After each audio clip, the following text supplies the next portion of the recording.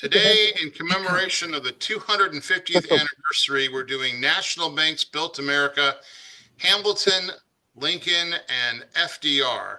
My name is Randolph Fuller. I am in North Carolina. I was the mayor of our community for 4 terms. I've worked on the public side and the private side. I'm currently the president of our Realtors Association and done a lot of work around issues that infrastructure is incredibly important, which is why I support this wholeheartedly. Today, we're going to hear from 3 amazing speakers. We have Alphecca Muttardy, is a former International Monetary Fund senior economist, Dr. J.H. Cullum Clark, director of the Bush Institute Southern Methodist University Economic Growth Initiative, and Stephen Fenberg, who has written extensively about the federal government's Reconstruction Finance Corporation. And Stephen was also on our radio show recently, On the Porch. It was great to have him dialing in from the Netherlands. So, Alphecca, if you could take us away and start off explaining to folks, what is the bank and why is this an important initiative today in the 21st century? Welcome to everybody today. We're here to commemorate our 250-year anniversary and to talk about how national infrastructure banks can help our economy to grow. The history of our nation is that we've had 4 really large infrastructure banks in our nation's past, starting after the American Revolutionary War, going through the Great Depression and World War II. The banks aren't around today because their charters time out, but this is a very successful model. So much so that other countries around the world have used this model, and they have permanent banks in place to finance their infrastructure. They call this banking system the American system, where we have an off-budget bank to finance our infrastructure. This is how the bank works. It actually operates like a commercial lending bank. We have a bill in Congress now to create a 5th infrastructure bank. Currently the bill has 63 members of Congress on board, where the support for this bill is accelerating because people recognize that we cannot adequately finance our infrastructure through the budget process alone. This is how this bank works and is able to operate the same as any commercial lending bank, as a matter of fact, while still not needing budgetary resources from the budget. That's the beauty of it. It's an Alexander Hamilton invention. A commercial bank that opens up needs to get itself adequately capitalized, which is money that owners of the bank invest into the bank in order to backstop any the loan processes in case any of the loans go bad. To capitalize our bank, the National Infrastructure Bank, we use Alexander Hamilton's method for the first bank of the United States. We go to the private sector, who today are holding around $31 trillion in treasury holdings all around the world. We ask would they like to sell in just a few of those treasury bonds, swap for preferred stock in the NIB that will pay investors a little boost extra on their dividend earnings. That's an enticement for them. And that money comes out of earnings from the NIB's loans, with plenty of money left over to meet the bank's other operational needs. Like other banks, this bank lives off of its net interest earnings. It has plenty of money to pay this extra 2%. Plus all of its employees and rentals and other costs for doing operating business. And for that reason, it does not need money from the federal budget to operate over time. It is financially independent. Then it gives out a loan just the same as any commercial bank, uses the same banking rules, procedures, actually creates money when it gives out a loan. Most people don't know that commercial banks do that. They all do. This would be no different. However, this is a public bank, so we want to be offering the very lowest interest rates possible that we possibly can, while still keeping the bank afloat, for the benefit of the borrowers from the bank, which for the most part would be state and local governments, any public entity that owns public infrastructure. A county, a city for a road, a bridge, a school can come in directly to the NIB and ask for a loan.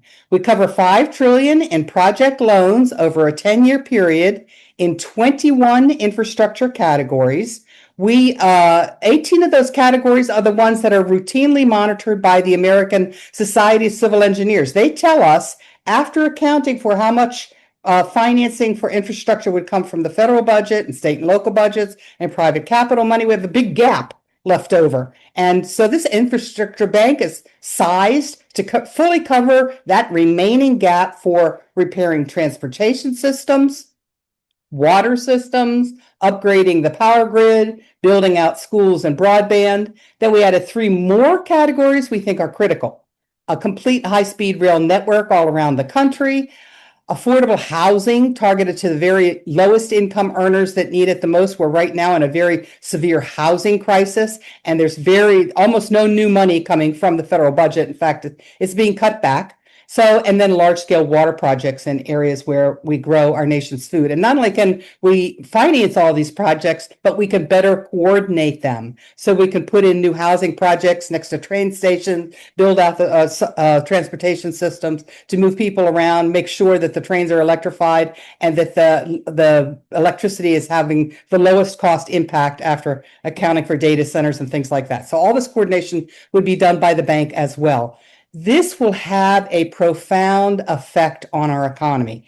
And the proof of the pudding is the 4 banks that came before. We're going to hear a lot about how that affected the economy. This 5th bank is expected to create 25 million new great-paying, family-sustaining wage jobs to construct this infrastructure that'll raise the whole wage structure, especially for the people that are hurting the most, which are blue-collar workers.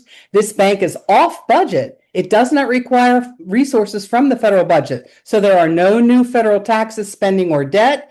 It'll double GDP growth, which will bring in new tax revenues and solve our debt problem as well. This is what our debt looks like. It was really high after World War II. It came down dramatically with the Reconstruction Finance Corporation, not because we repaid the debt, but because we grew out of it. If we keep on our path now, we're exploding with the national debt. If we invest with the National Infrastructure Bank, we can bring that debt level down. It'll direct investment. Buy America Only will reshore American manufacturing. It'll reduce inflation, especially the cost of housing, solve our basic problem today, which is affordability, and recharge our global competitiveness. So I would like to hear more from our speakers on historically, how did these banks work? Thank you very much. Thank you very much, Alphecca.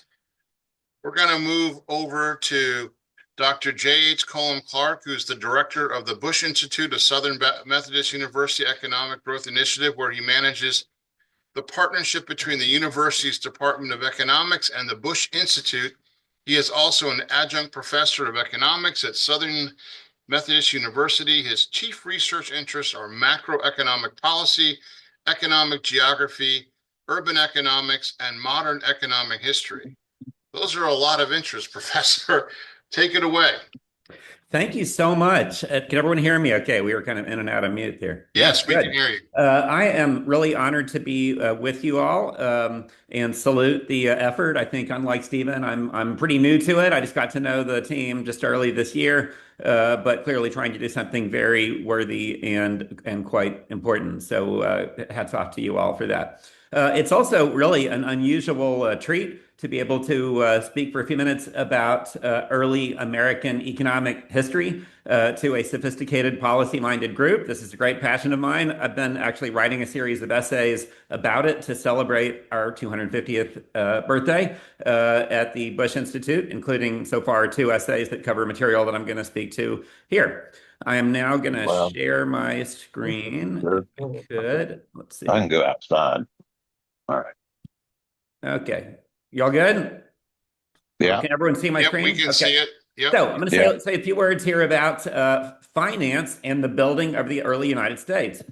Kind of 3 episodes that I will quickly mention. Let's start, as advertised, with Alexander Hamilton. The pictures here you see, of course, Hamilton, the nation's first Treasury Secretary. The picture in the middle is the first Bank of the United States, which was the centerpiece of Hamilton's economic policy program under President George Washington. The building is still there. I kind of jogged around it in Philadelphia several weeks ago, along with the Second Bank of the United States. And the third picture there is something maybe a little less well known. That is the so-called National Road, or Cumberland Road, which was the first significant piece of federally funded infrastructure. So let me say just a little bit about these things. The role of the first bank of the United States. So Hamilton had a pretty ingenious vision. He had what is, I think, almost universally by historians been called a amazingly comprehensive, holistic view about how we were going to create the financial system of the country, both of the federal government and also how the federal government could spur into being a modern financial sector in the private sector as well. And the centerpiece of that was the first bank of the United States, just the Bank of the United States then. It came to be called first because it was allowed to go out of existence in the Madison administration, and there was then later a second Bank of the United States, which went out of existence thanks to Andrew Jackson. But that's history a little bit beyond where we're going to go here. But what was the role of the first Bank of the United States in Hamilton's conception? Well, it was very interesting. It was to lend to both the private sector and the federal government, and to, in general, to expand credit in a nation that at that time had very inadequate means of expanding credit. Like essentially, we had what economists would say is we had very tough credit constraints holding back investment and the growth of the economy. It was also to create and manage the payment system for the country and act in particular as a fiscal agent, meaning taking in and paying out money for the Treasury. And also its liabilities, it's the notes of the Bank of the United States would become a much needed circulating medium of exchange, the form of the kind of the initial currency. Before that, the currencies that we had were kind of diverse and not very well trusted. But a crucial element of the whole story is that the bank was a public-private institution with a public mission. So clearly a public mission, as I just said, but interestingly, when initially capitalized, it was 1/5 the federal government, the Treasury investing, and 4/5 private investors. And the bank had a mandate to make money for the investors and also to serve these public purposes. And this is a recurring theme in what I'm going to talk about for the next handful of slides, which is that we financed the early building of America through very creative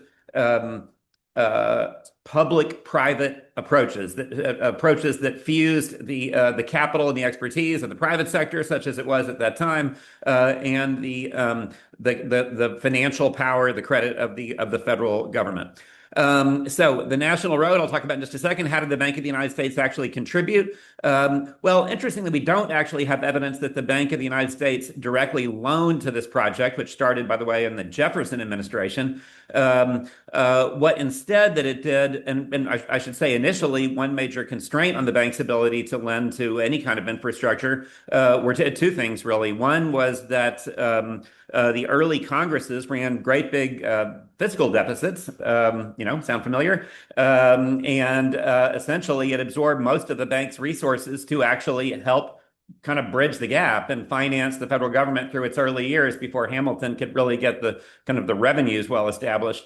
But another really important factor was that Hamilton faced entrenched opposition from Thomas Jefferson, James Madison, and kind of their whole sort of faction, you could say, in U.S. politics that did not want to see the federal government play a major role in finance or infrastructure.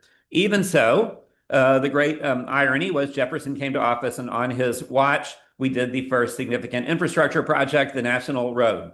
Just to put things in perspective, in today's dollars, by the way, this was a road from Cumberland, Maryland to Wheeling, what is now Wheeling, West Virginia, which meant that it crossed the Appalachians. Very important, or Appalachians, as they say in some parts of the country. It cost about $16 million in today's money. Just to put that in perspective, that's a pretty small fraction of what is thought to be U.S. GDP then, but not that small a fraction of federal spending on everything that wasn't paying down the Revolutionary War debt. So it was a meaningful bite, if you will. And it had a novel financing mechanism. It was the first time the federal government did this.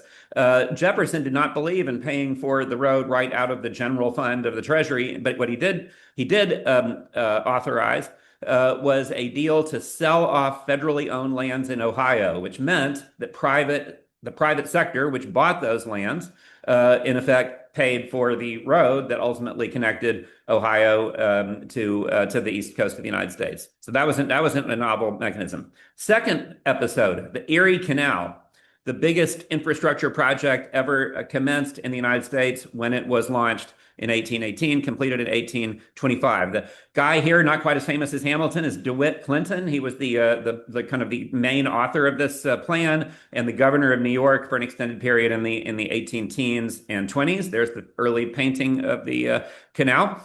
The canal was really important because it was not, even with the national road, not easy to transport goods back and forth across the Appalachians, connecting the inland part of the country to the Atlantic seaboard. And this was a visionary project. Jefferson didn't think it was possible, actually said it was little short of madness. But Clinton believed it could happen, and so did a number of other New Yorkers. To put things in perspective, it cost about $300 million to build the Erie Canal. That was approaching 1% of 1 year's worth of GDP at that time, and not small in relation to federal spending. How did we pay for it? Once again, kind of an interesting blended approach. There were, and by the way, this was all New York State. The federal government did not participate in a direct sense. There were public sources. The state of New York imposed temporary taxes on various businesses that were thought to be the main beneficiaries of the canal, and New York State just issued some state bonds that helped pay for it. But crucially, they also included some public-private blended sources. And a really important piece here was the state of New York followed the example of selling public lands, in this case along the canal route. So the private sector ended up paying for part of the canal through this mechanism. The second Bank of the United States, which came into being after people realized, including President James Monroe, came to understand that it had really been a mistake to let the charter of the first bank lapse. Second Bank of the United States was brought into being 5 years after the first bank's charter lapsed. And the crucial role it played was a massive expansion of credit nationwide, which meant we had a pretty well-functioning financial system by the time the state of New York wanted to issue its bonds. And also by the time that businesses all up and down the canal were in a position where they were going to need to to buy that land if they wanted to. Much of the time that was based on credit. So indirectly, the Second Bank of the United States played a really important role in making this possible. By the way, the economic impact was immense. Grain shipments from the inland United States, west of the Appalachians, to the eastern seaboard went up about 30 times, 30x, between the completion of the canal and 30 years later. It played a giant role, as did later smaller canals, in populating what we now call the Midwest, and in giving rise to cities directly along the canal, like Rochester and Buffalo, and bigger cities that benefited from the rise of the Midwest, like Chicago. So really important role. Third story, the Transcontinental Railroad.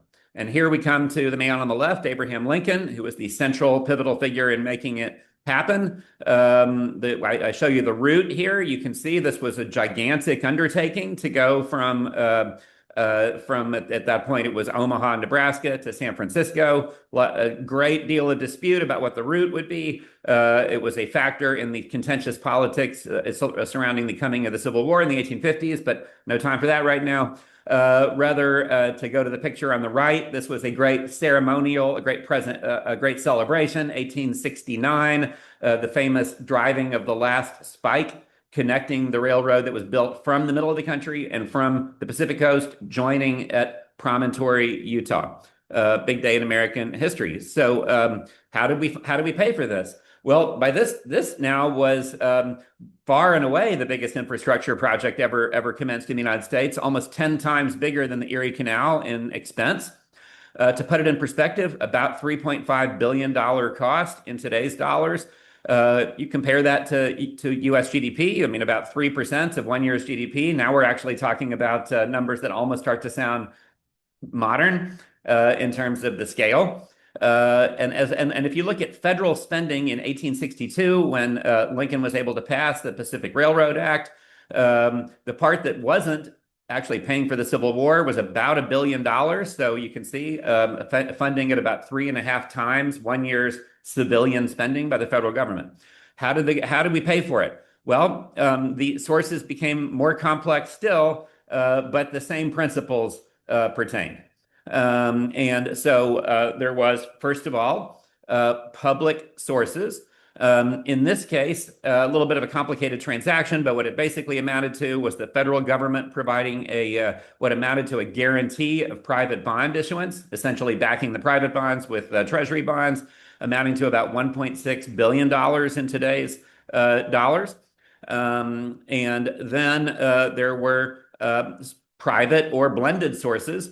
Once again, and a bigger scale than ever before, the federal government funded it in part by, in this case, granting federally owned lands along the railroad route to the two railroad companies, the Union Pacific and the Central Pacific, in a kind of checkerboard pattern along the entire route going across half the country. They were able to sell those lands, and the proceeds from the sales were an important piece of the puzzle. Union Pacific and Central Pacific also just directly raised equity in the private markets on the New York Stock Exchange, and that played a part.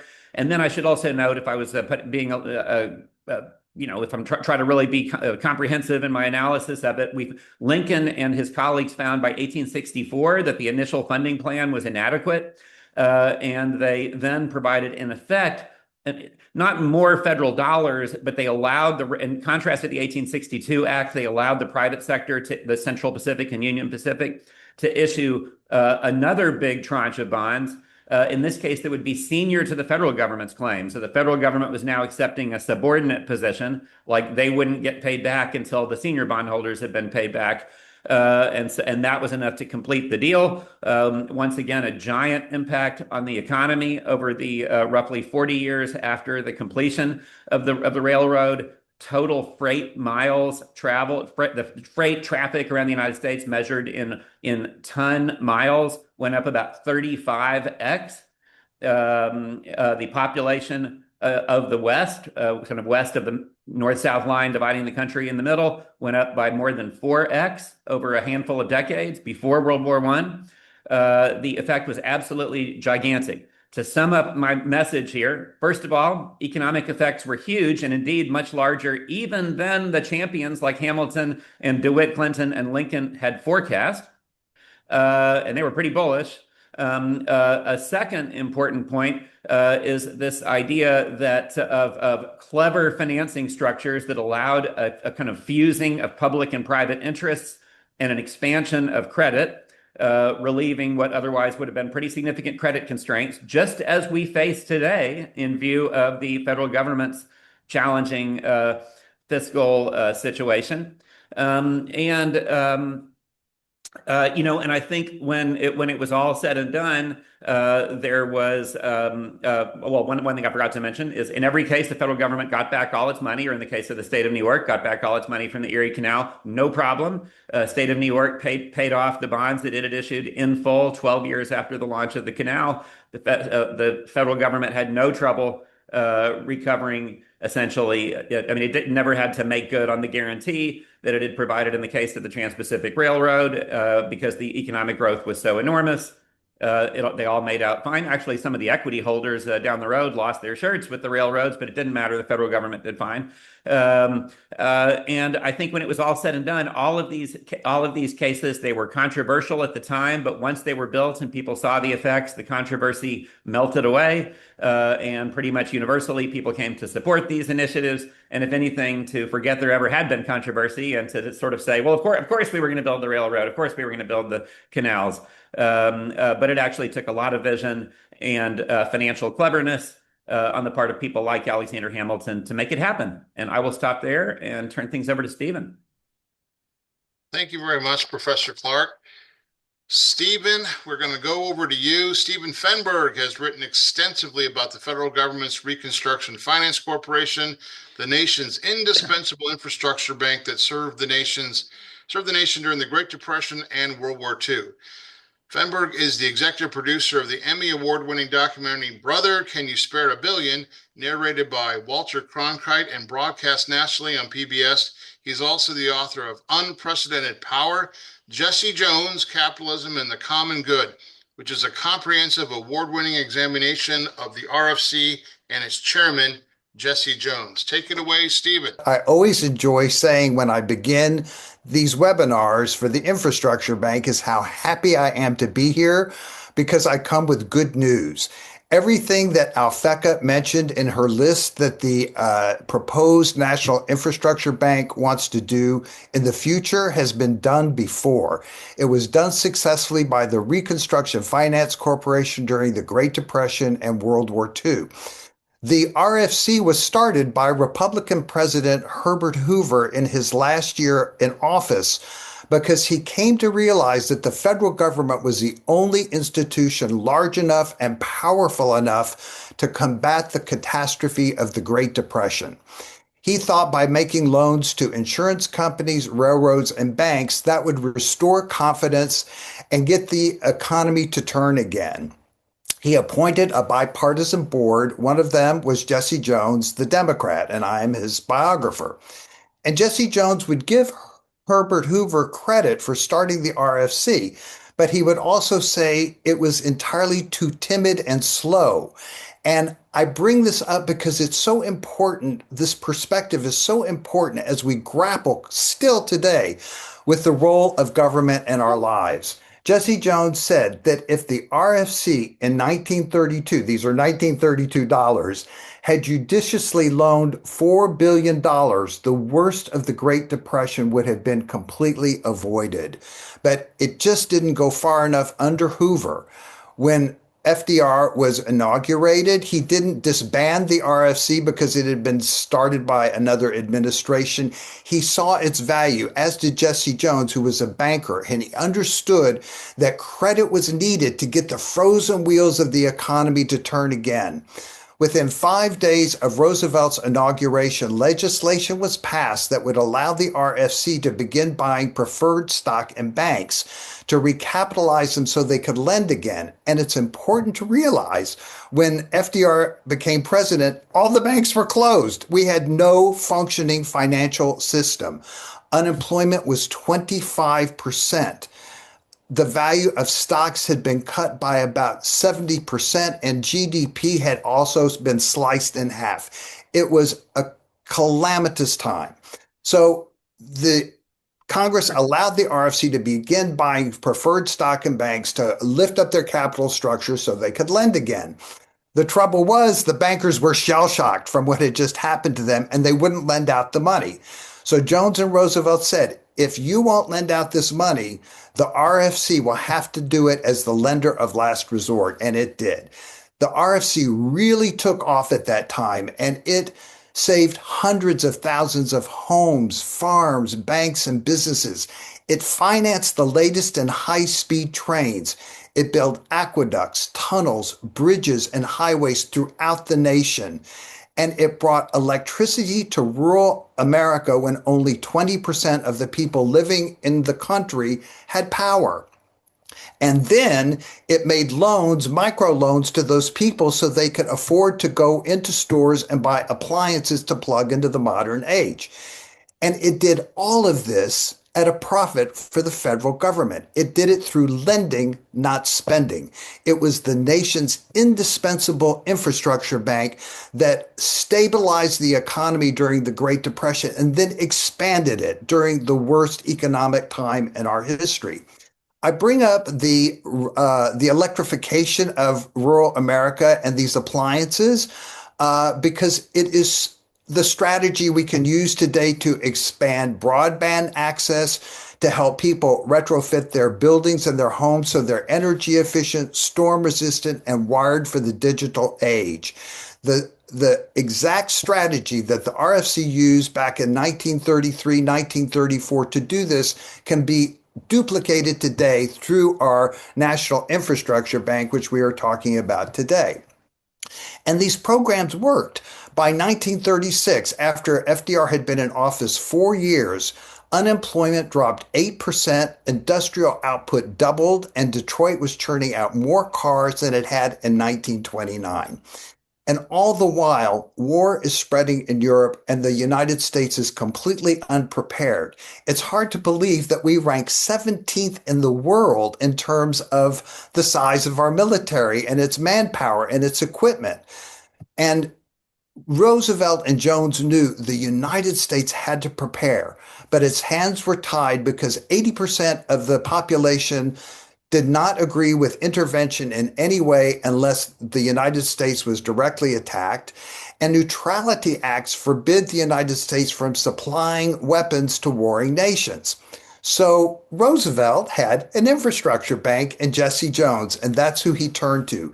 And he said to Jones, you go to Congress and see what you can do, because by then Jones and the RFC were just extraordinarily popular. The RFC had made loans in every congressional district in the United States of America and had improved lives for just about everyone, and it was obvious and evident. So Jones went to Congress and he pleaded his case. He says, we've got to use this infrastructure bank to start building what is necessary to defend the world against fascism and imperialism. And indeed, by June 1940, legislation was passed with what Jones said, it gave us the dictionary, which meant that the RFC could build, buy, or remodel anything that was required for national security. And it built the enormous plants that would manufacture the tanks, trucks, ships, and airplanes required to fight and win World War II. And when people say, oh, that's socialism, when you talk about good government, because I believe in the power of good government. And the RFC is a shining example of how we can embrace good government to improve life for everybody. But some people will call that socialism. Well, Jones and Roosevelt did not. They were not ideologues. They wanted to do everything they could to preserve capitalism and democracy. So they were building and owning these enormous plants, but they were leasing them to corporations to operate. And so whenever anybody says, oh, that's socialism, I'll say, well, how do you think we won World War II?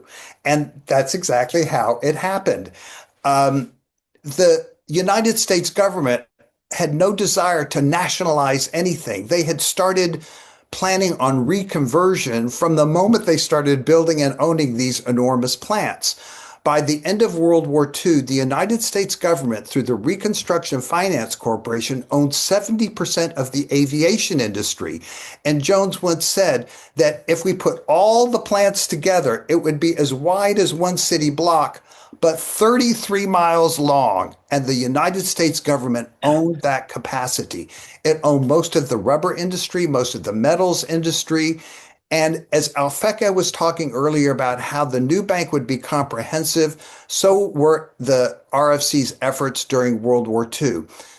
The Japanese, at the onset of World War II, had 8,000 airplanes. Germany had 8,000 airplanes. We had 2,500, and they were left over from World War I. And Roosevelt said, I want the RFC to build 50,000 airplanes a year, and it did.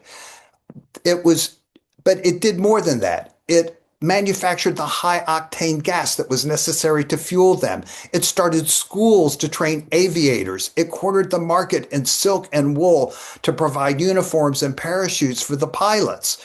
And a new infrastructure bank can do just those very same things today. When we had the pandemic, I was thinking, what a shame we don't have an infrastructure bank that can address these issues in a comprehensive way to protect the lives of everybody.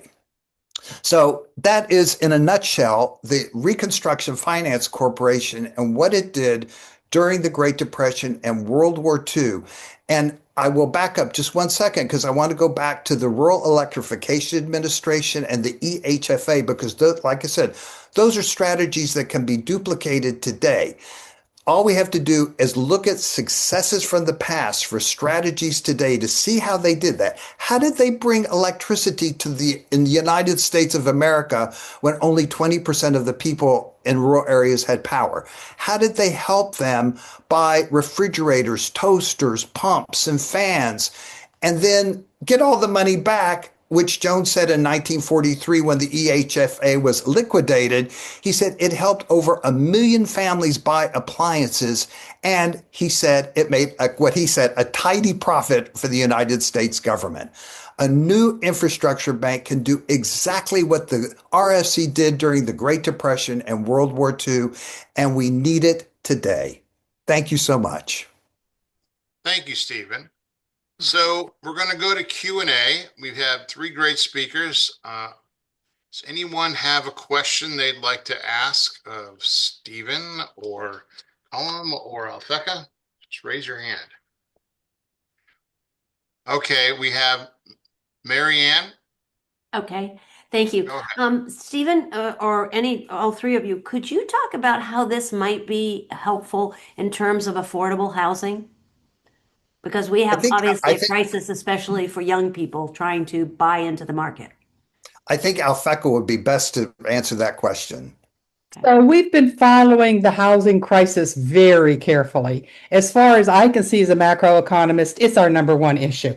I mean, we have 23 million families, households, paying more than half of their family income on housing. The rental crisis is maybe worse than the home ownership crisis, but we seem to be stalled on building new homes. The program of the federal government, which is supposed to have helped with housing since the 1970s, is not working. It's being reduced in financial budgeted allocations. New bills that are coming up are not going to do the job to solve the housing crisis. We need this is where we really need this big thrust kind of approach that Stephen and Cullum are talking about. It's not going to help incrementally. It's not going to be solved by the private sector either. It's a crisis right now. It needs two things immediately, which are subsidies to help families pay their rents, and it needs much more housing construction, especially housing units that are targeted to the very lowest income earners. So our bank has been toying around, talking with lots of different housing models, and looking at what's being done in New York City, which has a severe problem, in Los Angeles and the southern cities of California, which has a really big, huge problem.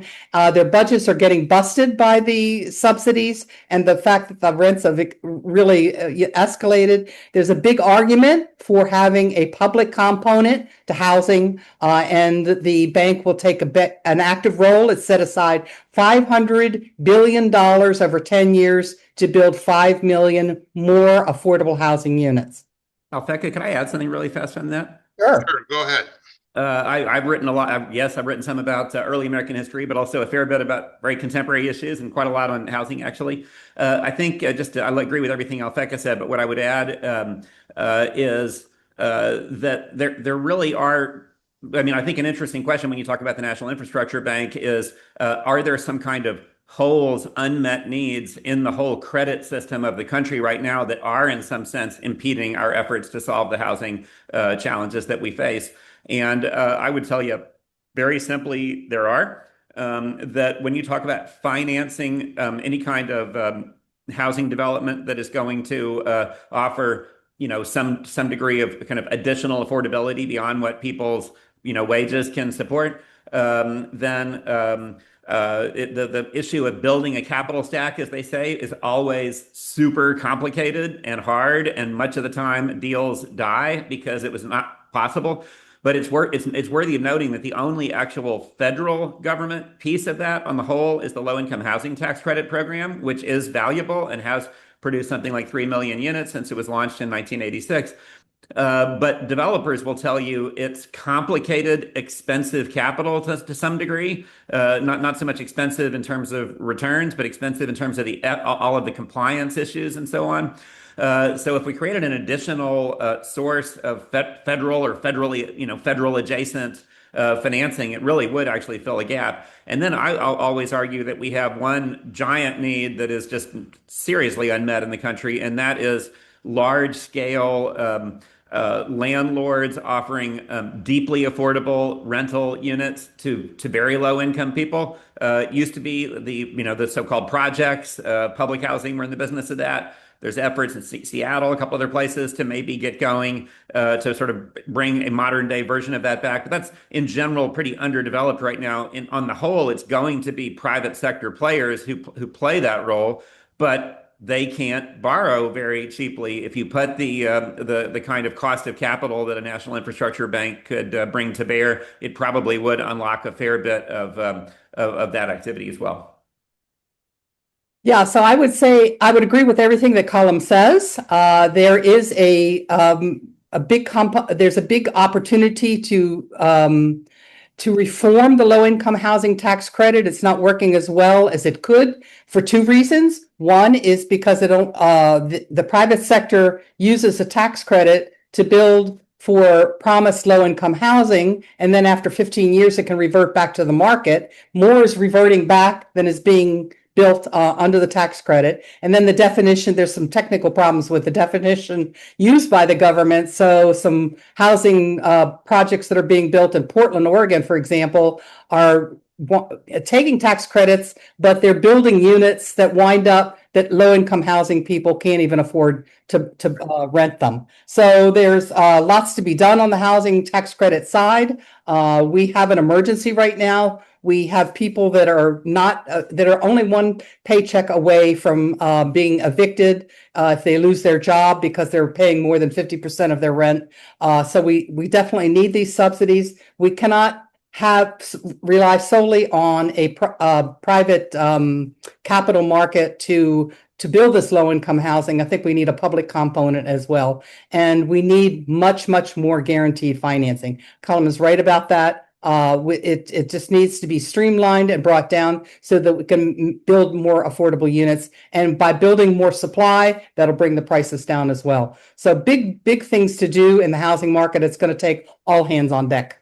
And Thank you, I'll add one historic precedent from the RFC. They started the FHA and the Fannie Mae to make housing affordable for everybody. It's a model for today. Thank you, Stephen. So we're going to go first with Ramona, then Don, then Randy. Ramona? Hi, everyone. My name is Ramona, and I'm the founder of Safe Section 9. We're a coalition that focuses on rehabilitating and expanding public housing. And I just wanted to get some insight on how folks are seeing, this conversation of affordability as far as the promise of the bank, because true affordability is 30% of your income going towards rent. And that is only available and guaranteed within Section 9 public housing. So there's 1 million households right now of public housing spread out throughout the country. And we've been eliminating them since the 90s. And, for our coalition, we see the bank as a way to rehabilitate the units, modernize them, and then also to make public housing the standard. Because I think if we're talking about things like light tech and Section 8, these are volatile, don't really provide tenant rights and benefits, and ignore what true affordability is. So, I would love to hear from the historian how the bank was actually used to create public housing and to birth public housing. Are you asking that to Cullum or Stephen? To Cullum. I think I can speak to today really fast, but I think when it comes to the history, we need to turn things over to Stephen, because the financial mechanisms I talked about in the 19th century did not, on the whole, finance housing really at all. I'll just say in today's terms, very simply, any public sector entity that wished to either buy existing units and make them into publicly owned housing, maybe a local housing authority typically, or to build new ones, would face a pretty hard budget constraint most likely today. There's no obvious financing mechanism for from the private sector for an initiative that is in a sense kind of built to generate, given the affordability, to generate negative cash flow. In effect, to the extent that there's clearly a credit constraint, and you would think that if they want, they're either going to have a dedicated tax source, which you'll probably know better than me, but I think they've created in Seattle with this new initiative, or some kind of source of credit. And it's hard for me to imagine that wouldn't be a public sector source of credit. But Stephen, what did they do in the 30s? Well, like I had said earlier, Jones started the Federal National Mortgage Association, better known as Fannie Mae. at about 1938, after they had put the brakes on lending because they thought the Great Depression was over, but indeed it was not. It was a little too early to withdraw lending. So Roosevelt, the first person he turned to when he realized that they had withdrawn government too soon, was to Jesse Jones and the RFC. Jones started Fannie Mae in order to provide affordable mortgages to more people. Before that, they had started the FHA, again, to provide affordable mortgages to more people.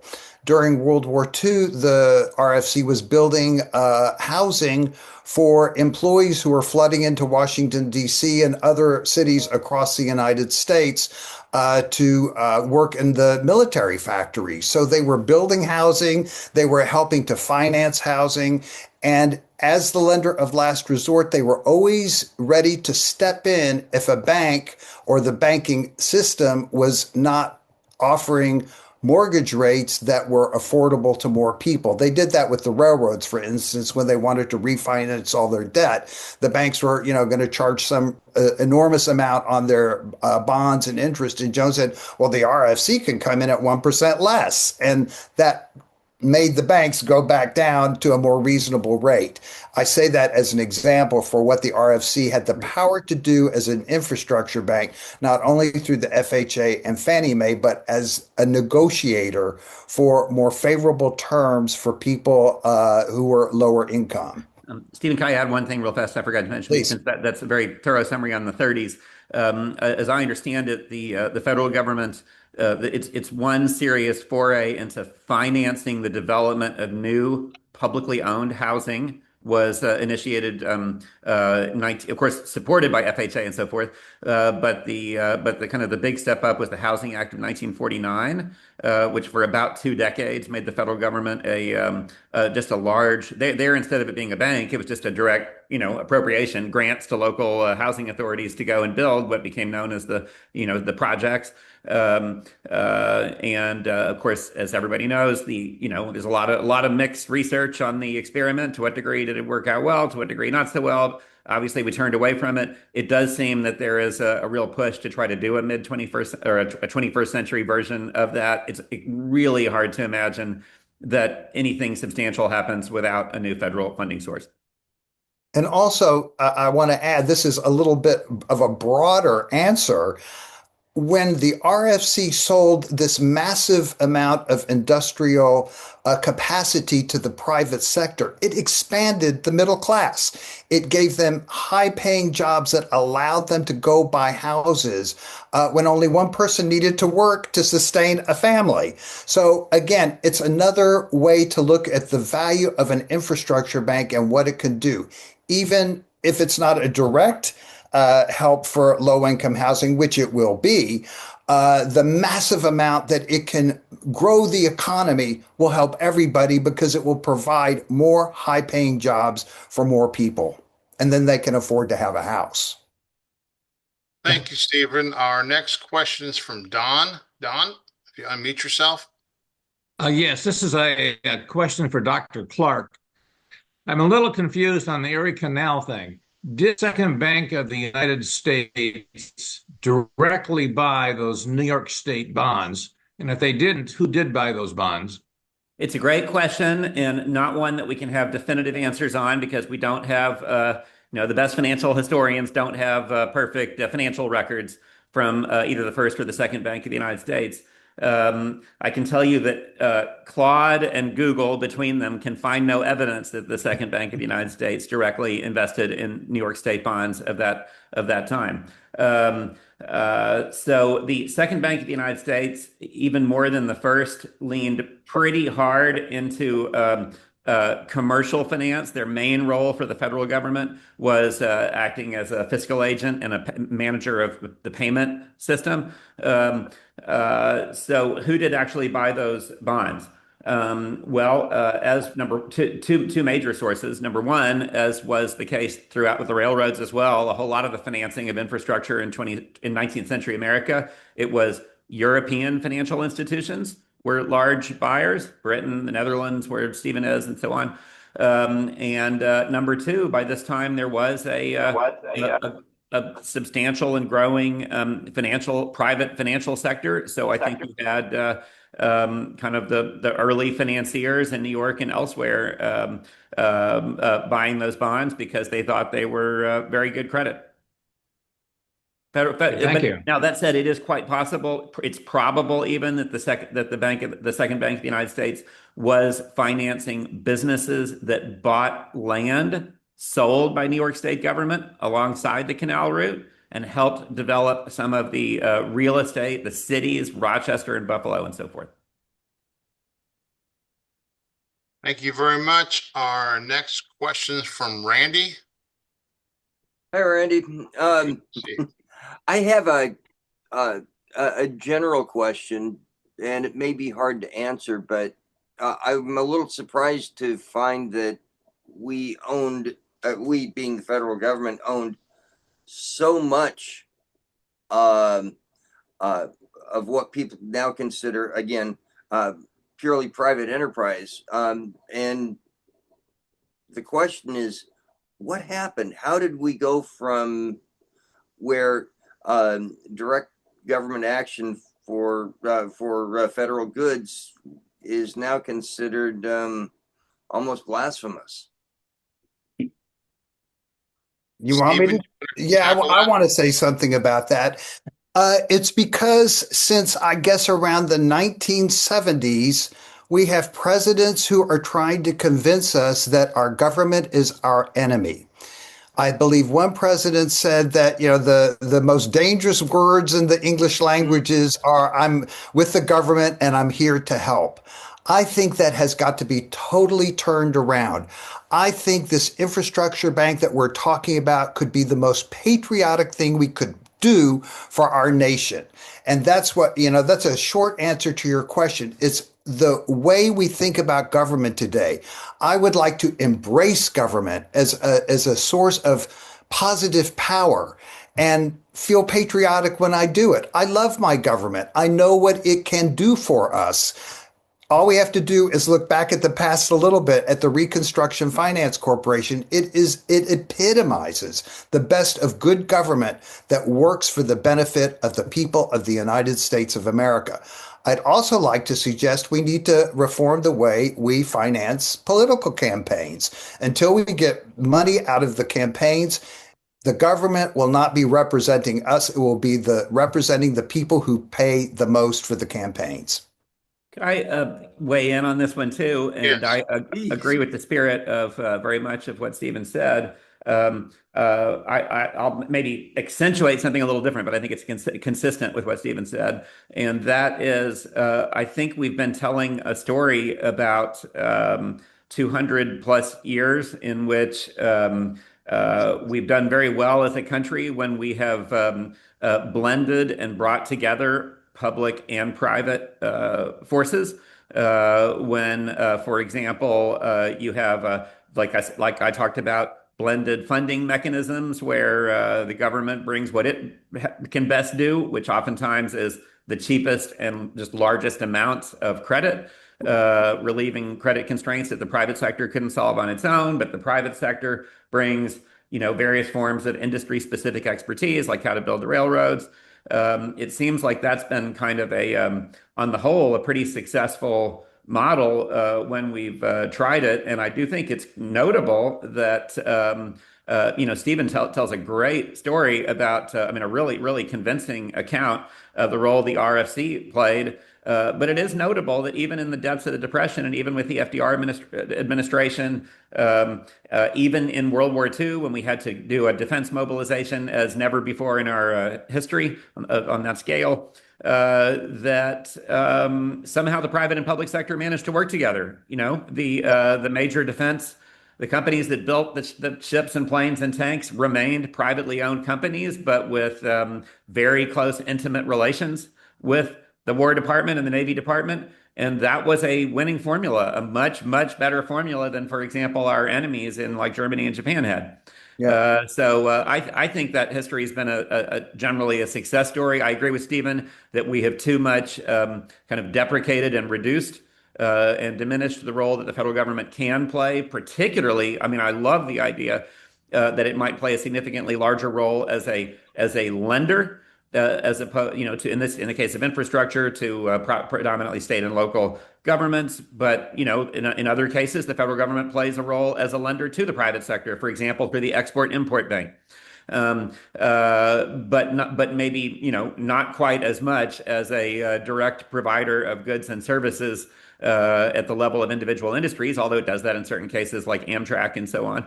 Because I think we have a special genius in this country for public-private aligned partnership. I hope that we can build on that. Yeah. And I want to echo something you just said about the Export-Import Bank that was started by the Reconstruction Finance Corporation at the beginning of the Great Depression, well, really like 1933, 1934, to expand foreign trade, to give manufacturers in the United States a hand up in selling to other nations. But there has been a move afoot to cancel the Export-Import Bank because it's part of big government. And instead of looking at the benefits of it, we identify it with government, so it's bad. And I think we need to get over that and start really evaluating what do these agencies provide to us without this onus of the fact that it's part of the government. That's not a bad thing anymore. And I think we also need to be cognizant of where we are with our economy today. I mean, the claim that the private sector can build things better, cheaper, faster than the public sector can has a big caveat to it. In today's world, where we have more monopolistic pricing, more concentration of firms, we've seen it in the electricity sector, in the health sector. We have a problem that prices are rising on things above their cost to manufacture them. So it's not the case. In the case of monopolistic pricing, we still have to think about a large public component or a commission to ensure that our monopolistic partner is providing the most investment with the least cost to customers, and protect that. That's where there's a big component for the government sector to step in and make sure that prices for things are held down by directing investment where the private sector is not investing now. And I put in there transmission lines, for example, to move renewable energy around. That's not happening. More rail and transit is not happening. Even clean water investments are not happening. Investments in schools are not happening. So any place that the private sector is not investing, they could have done it for the last 50 years. We need this National Infrastructure Bank to step in and be the lender of last resort and help to manage the development of this new infrastructure. Thank you, Alphecca. I agree. Jim, you've had your hand up. Thank you, Randy. I commend Ramona for working in this sector, low-income housing, and I would maybe review with Alphecca the current bill's projection for new low-income housing. Is it 8 million, Alphecca? For the National Infrastructure Bank investment? Yeah. 100 billion to produce at least 5 million new low and affordable housing. Okay, 5 million. Yeah. And as I understand it, that's not necessarily new construction, but it's rehabilitation of existing buildings with the caveat. Very much with Ramona on this. Going back to maybe people that don't know the history of it, that Housing Act from the 1940s created two kinds of housing. One was called Section 9, which was the public housing that was publicly owned by the government, by either the federal government or, for example, the state of New York or New York City. Section 8 housing was a line of the budget where grant money would be provided to subsidize rents for properties that are privately owned. So those are the two pockets of money that are in the National Housing Act. And it's not working over time because the Section 9 has not been adequately invested in. The National Infrastructure Bank has one big caveat in it. It will not lend to privatize infrastructure that is currently publicly owned. So if there's a one of the housing authorities from the New York Housing Authority, for example, that wants to take their Section 9, convert it over into private Section 8, and let them do the renovations because they don't have the money, the NIB would not lend for that, because we really think that there's a big component for saving public housing and having public housing owned, because that would be the best way to keep the rents down for a large segment of the population. Keep in mind, 23 million households cannot afford their rent. They're paying more than 50% of their income on rent. This is not sustainable. It's at a crisis situation, and we really need to build more targeted units for affordable housing. Thank you, Alphecca. Kimberly, you've had your hand up. Yes, thank you. I wanted to ask a question about, well, I'm going to put on my Habitat for Humanity hat. I'm a board member of our biggest chapter in Oregon. Systems development charges are a substantial line item in our developments. And would the National Infrastructure Bank, how would that work for permanently affordable ownership housing? How do you define system development charges?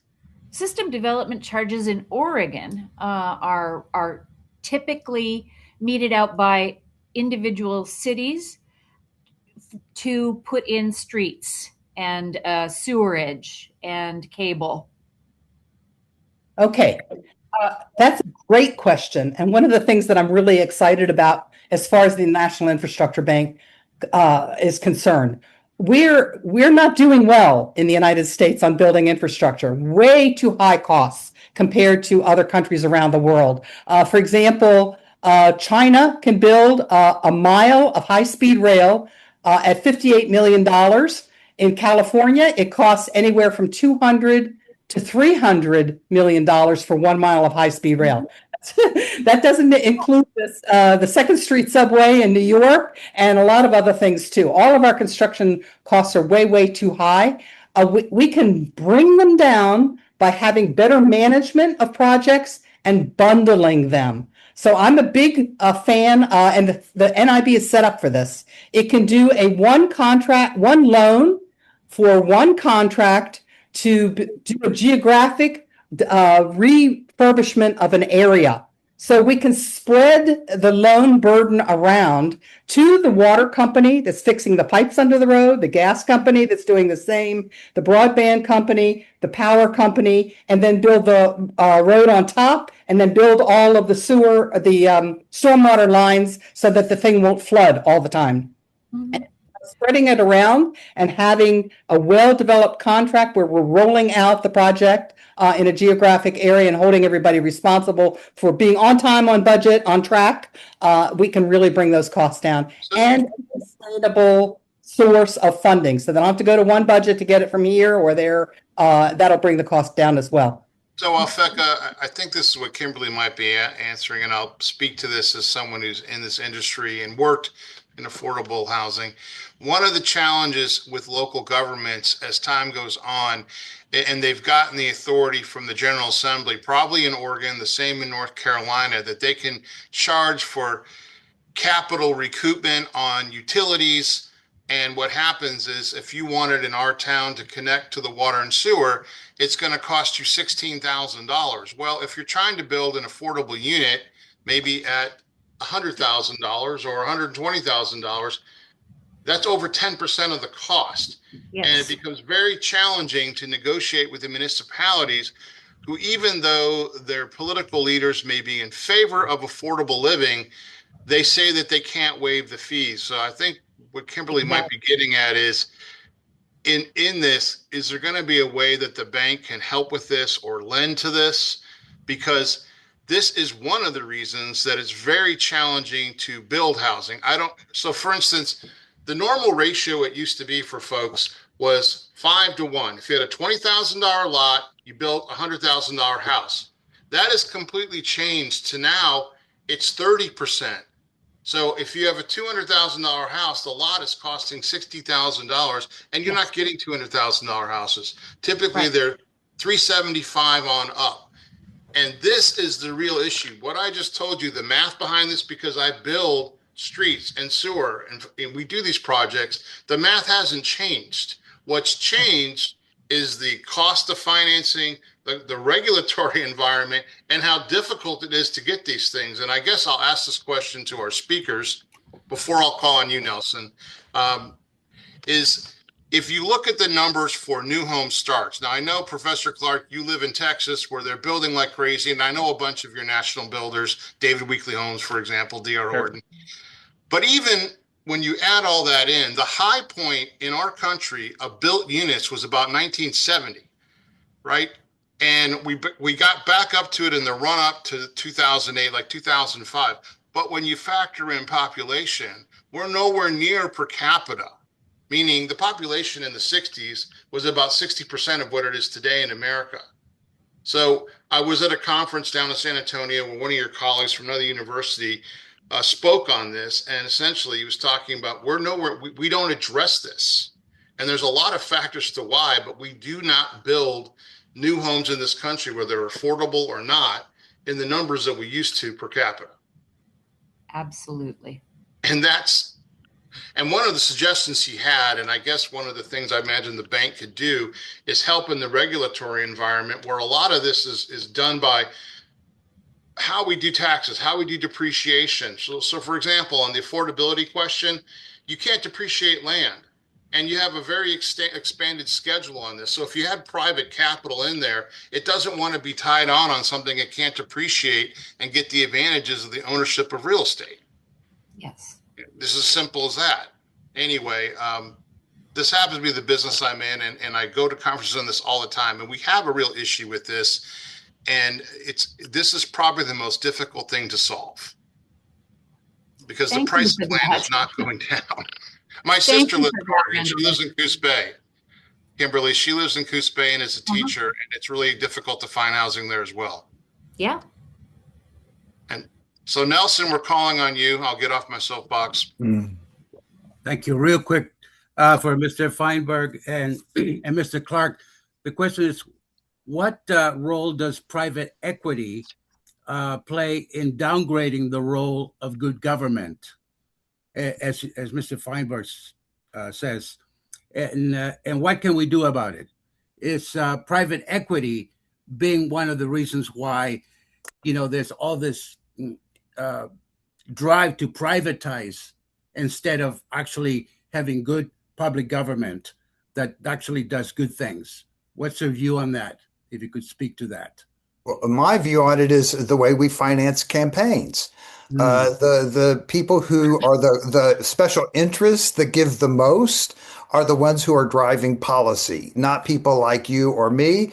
Government, I don't feel it represents me very well anymore because of the way we finance the campaigns. And I think that's really the bottom line to almost everything, is that we have got to have comprehensive campaign finance reform before government will start to really represent our interests. Mr. Betancourt, is it? Are you? I just want to make sure I'm speaking to the right term. When you say private equity, do you literally mean the private equity industry as opposed to just the private sector? Yeah, that's true. Okay, I thought so. Just wanted to be sure before I went and answered it. I think that I'm pretty up on this literature about the some arguing for specific harms to the economy that have happened from the rise as a result of the rise of private equity. Others kind of debunking that. It's very contentious. And I don't feel like I've made any contribution that makes me able to judge between those two sides in these specific instances when they are argued. I do think we want to be careful in actual policy measures that cut off sources of capital going into capital constrained environments.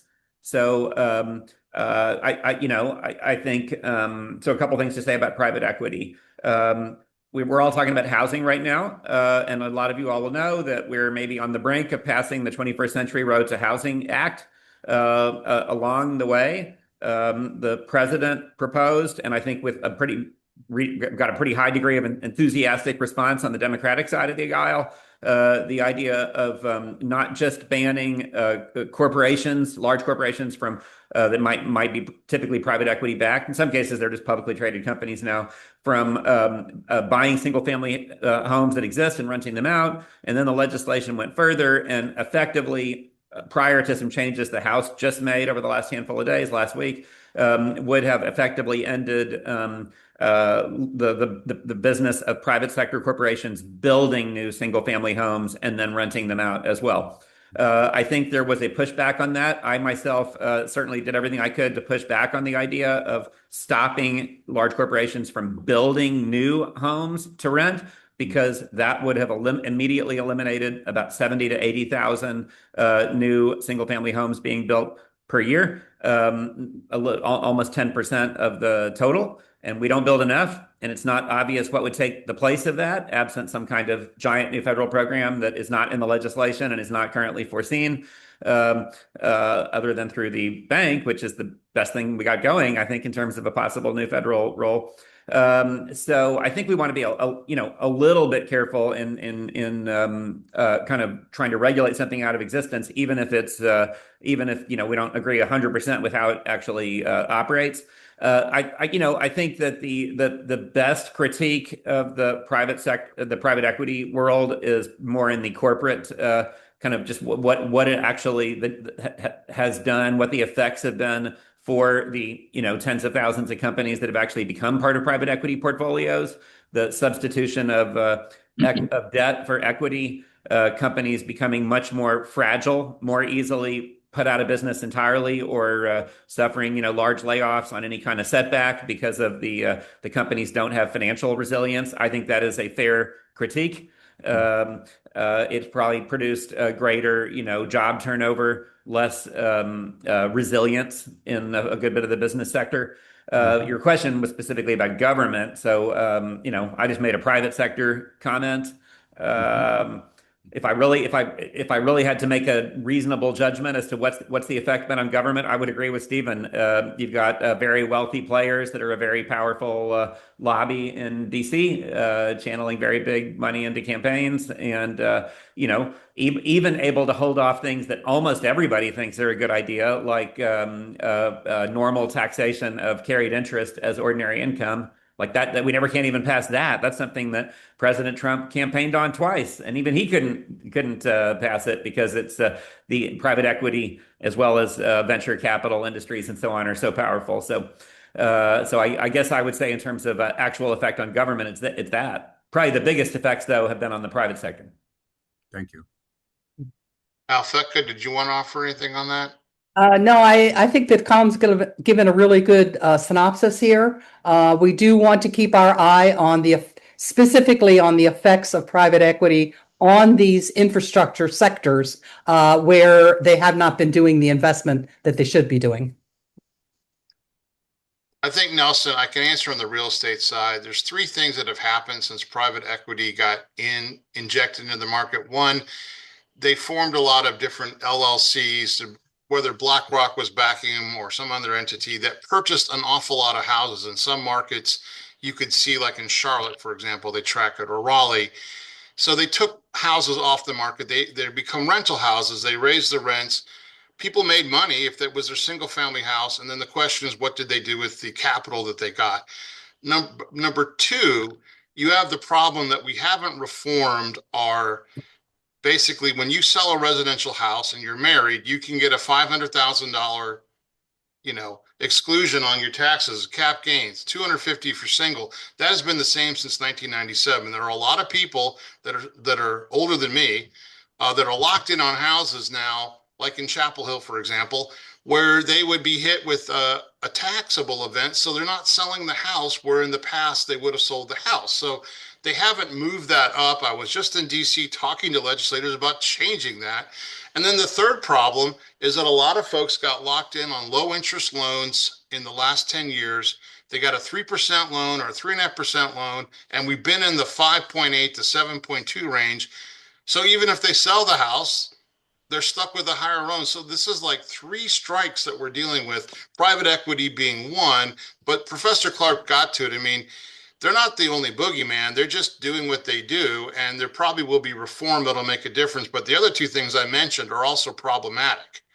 And if we could get all of these done, we could actually unlock our market and more houses would get on the market that are just being held. Ingrid, you've had a question for a while. Yeah, I'm going to just change the subject really quick because I'm working with data centers right now. And there's a huge issue, as probably most of you have read, in Arizona, as well as here in Seattle. They're deciding to put data centers up without any input from the public.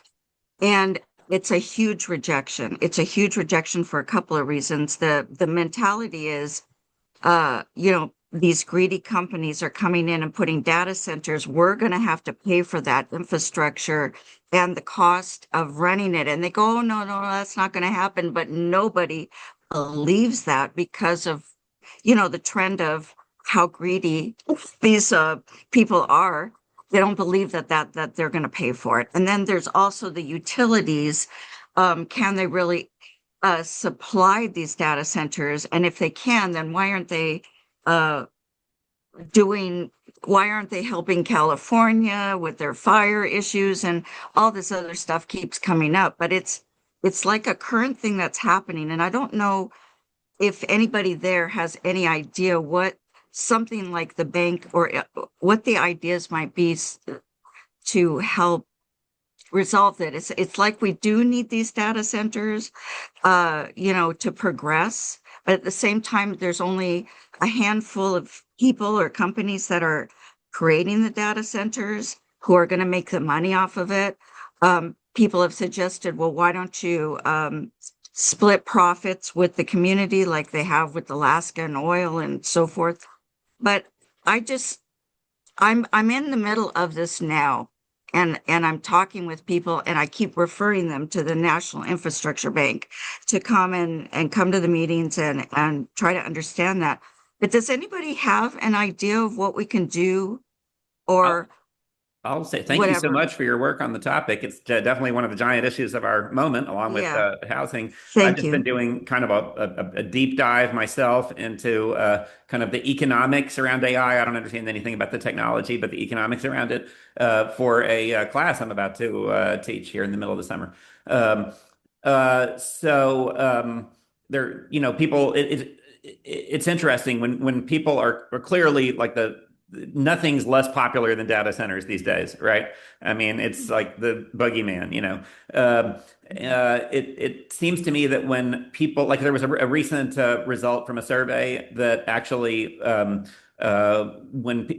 the survey unit looked closely at to what degree were people really objecting to data centers close to them versus anywhere, it's a little bit different than housing. Everyone's for more housing as long as it's nowhere near them, right? It's always not in my backyard. But the data centers were different. People were against them everywhere. And I think people, I think one thing that's just where the tide is running very strongly in favor of right now, I think will be state legislation everywhere, very, deep red, deep blue states and everything in between, to, in a sense, put the full capital expenditure of new data centers more or less, going to being built for large industrial users, put it on the industrial users themselves, like i.e. it doesn't make its way into ordinary ratepayers' utility bills. I mean, that's kind of low-hanging fruit in the whole data center debate. But that one at least is, the governor of Texas, very, very conservative. He's for it. I think every blue state I'm aware of is for it. It's clearly going to happen. But when you ask about the National Infrastructure Bank, I certainly wouldn't want to speak for Alphecca or anyone who's actually working on it really hard. But I will say that I think a lot of the story about the National Infrastructure Bank is to address areas where there are clear unmet needs on the capital front, where we have a capital constraint and important things are not getting done because of that capital constraint. At the moment, data centers, got lots of issues, but shortage of capital is not one of them. When the private sector is pouring money into it on a pretty gigantic scale, essentially all the profits of Google, Meta, and Amazon essentially pouring in, plus several $100 billion in additional new debt and equity that has been raised this year by those companies to, even their own massive profits won't pay for it. And the private sector has no trouble with that. So I think the private sector is doing more than just fine at financing. Now, you could argue they're financing it at a level that's so huge that they'll never make a good return, and it's a bubble. I'm open to that debate. I think an interesting, just to speculate, an interesting question would be, would you actually see a public sector, might be federal government, but it might be state or local governments, investment in their own data centers to sort of address public sector needs in some form? That would be interesting. Then now you're talking. Now you actually have a possible role. Well, I think the issue, just really quick, I think the issue is on the public side is the expense of utility cost. Right. And that type of thing. And that there's always a promise, just like they did with housing and I don't know what, in the private sector, that they're going to do all this great stuff, but they don't necessarily. Well, they do great stuff for them, but they don't necessarily do great stuff for public. So I think what their issue is. I'm sorry to interrupt you, ma'am. I'm just saying, I think what the issue is the infrastructure of the utility, and whereas the guarantee for the public to not feel afraid of it and to not have to pay for it. I think the utility bill piece, I completely agree that there's no reason, no reason in the world to expect the big tech companies to do anything other than, obfuscate and kind of confuse the issue and say grand things. Like you said, why would they ever say make themselves even less popular by saying, heck no, we won't pay, right? They're going to say, of course we embrace that. But then the devil's in the details. So I think we're just in a position where state legislatures have to, if they actually want to pursue this principle of force large industrial users to pay for the additional, capital assets that support their operations, then legislatures are just going to have to be tough. They're going to have to figure out how to regulate appropriately, and they might mess it up in the first round and get taken advantage of. Then they got to come back and fix it. And I think it's almost certain we're going to see that, but it may be that the tech companies outfox the not so smart legislatures for a little while here. Yeah. We hope that doesn't happen. Randy, I guess yes, you have. I'd like to make a short comment on this because the major issues have been covered here. It's not so much legislators as local energy providers, and yes, they some have already been snookered and given very favorable rates, and the residents and other businesses are suffering from brownouts as a result. This other issue that's related to this is both water and air quality, because they're standing up data centers, and then if they can't get enough electrical power, they'll set up, and I've heard this from some people that are over the weekend who actually are involved in setting up data centers. They'll just put in diesel generators, and no particular regulation, no nothing. Then there's the issue of cooling, where they're both taking scarce water. Arizona is just about dry. I think most of us here know that. Right. And they're taking wastewater, and that they've treated with various chemicals to reduce corrosion and such, and dumping it without treating. So there's several issues on this, and you're right that the data centers are going to go where they're going to go, but a universal or at least national regulation is really what we need. Thanks. Thank you. Ellen Brown, you're going to have the last question, and then we're going to move on to our last slides and be concluding for the day. Okay, it's not a question. I actually Or research comment. and write. Oops.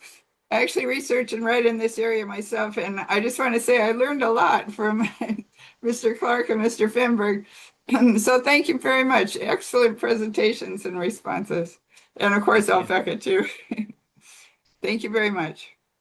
All right, hold on. I guess, Mary Ann, you're going to be our last question then. This is just, where do we go from here? With the infrastructure bank, how can we help? What are you doing? Is there legislation? What's working? That's an excellent question and a way for us to transition. Where do we go from here? Well, this year we're actually increased the number of people that we've gotten on this bill, which means that our chance of success is increasing. And part of it is because our team, led by Stuart and Angela, have been able to attend a number of conferences. We've had to raise money to do that. I'm the head of our finance committee, and I have some other great members on the that are also helping as well. And this is, this is how we're actually able to make the difference and get more people involved. As you notice, we want to be at the National Conference of State Legislatures. This is a bipartisan event. We actually have some Republicans that are signing on. So people are hearing more about us. They're getting interested. They're getting excited because they realize this is the only game in town, with our debt approaching $40 trillion. You're going to have a mechanism to address these needs in every community across the country, and the infrastructure bank is it. And so where we can go from here, we do calls every week. So anyone on this call that has a congressional member that has not signed on, you can just go look at HR 5356 and see if your congressional member is a co-sponsor. If not, let's do a call, or we can talk to legislators or other local officials in your area.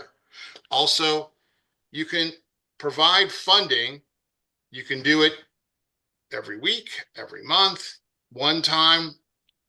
But these contributions actually help us do this. I mean, this is we're a very, very lean machine, because essentially it's just supporting us going to the events and getting people to sign on and talking to folks. That is it. But look at the success in just a couple of years. I'm pretty happy that we did the event in DC. A number of the folks on the call were there.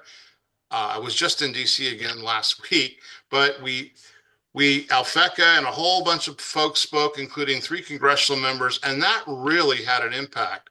In fact, a couple of the young staff people who were there at the event, I saw last week, because Congress, once again, wasn't in session, the Senate was, and they actually were inspired by our 2-hour event. So this is what we can do. We just have to be consistent. We have to keep contacting our congressional delegation and our state legislature and anyone you can think that we can talk to on Zoom and in person. And we need to provide support. Some people can provide a little, some people can provide a lot, but everything matters. Mary Ann, I want to chime in here too, because Mary Ann and I are from the same area of Texas. And there is a bill in Congress. There's 63 co-sponsors. And I would love to see some of the Texas delegation, especially in Greater Houston, get on board with this bill. And anything I can do to help you make presentations to them. I'm Jesse Jones's biographer. He was known as Mr. Houston. So I hope that would help a little bit to show that Jesse Jones indeed led an infrastructure bank, just like the one that we are proposing today. So Mary Ann, I'm at your disposal if I can do anything to help you address our congressional delegation in the Greater Houston area. And as you know, it's a tough delegation, but there are some really good people from the Greater Houston area and from the other cities. So maybe involving even more, like going to Austin, Dallas, San Antonio, and talking there as well. I'm unable to go there because I'm in the Netherlands. Not go there. I mean, but anything do your I can presentation. Anything I can do to help you make a presentation to them, I'm happy to help. Your time is now. Without Jesse Jones and the RC, Houston would not be hosting the World Cup. Jesse Jones built Houston. Think about that. Yeah. And now you're all over everyone's talking about how much they love Houston. I see That's it all the right. time on Facebook Reels. Yeah. Yeah. So here's our website, Facebook. You can email for information. This is a group effort. If anyone wants to come on the radio show I have on WCHL, we're the main station for University of North Carolina. I've had some of you on here, Ellen Brown, Stephen Fenberg, Alphecca, and we have a lot of hosts, a lot of folks that come on that are authors, politicians, etc. But I'd be happy to bring you on the show. You can call in via Zoom like Stephen did and get it on, because our show is, once we air live, it goes out on Spotify and Apple Podcasts. So it's listened to all over the world. And hopefully people buy more of your books, Stephen. Okay. I just want them to back the National Infrastructure Bank, and they can use my book as a model to see that, yes, this really worked well once before. Well, I think that your book's great. I've read through it, and it's always interesting because I think it's a part of history that most people have just forgotten about, even though most of our country was built on that infrastructure bank into the 1950s. Most of what we think of modern America came out of that effort. So if there are no other questions, I hope, Marianne, that answers your pressing questions. Thank you.